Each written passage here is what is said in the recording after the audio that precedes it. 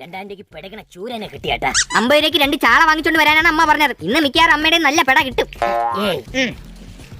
ഈശ്വര ഭവാനി തള്ള. അച്ഛൻ നമുക്ക് ഈ വഴി പോണോ? നീ ആരെടാ പേടിക്കണം? ആ തള്ളനെ കണ്ട് 2 കൊടുക്കണമെന്ന് ഞാൻ നേരത്തെ ഓങ്ങി വെച്ചിരിക്കുകയാണ്. നീ വന്നാണ്.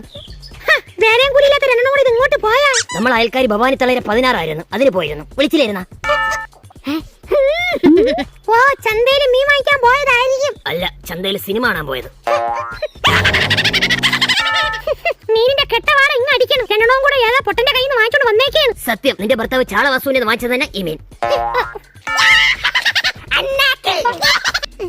കടന്ന് വാ പൊളക്കാതറ. നിന്റെ പല്ലിന്റെ മഞ്ഞ വട്ടം ഇങ്ങ് അടിക്കണം. ആദ്യം നീ വാടാ, അല്ലെങ്കിൽ സെറ്റോടെ നിന്റെ വെപ്പൂല് തറയെ പറഞ്ഞു വരും.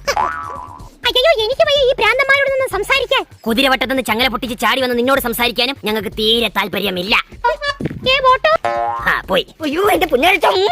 നീ വാടച്ചാണ്. അവള് പറഞ്ഞതുള്ളത് തന്നെ.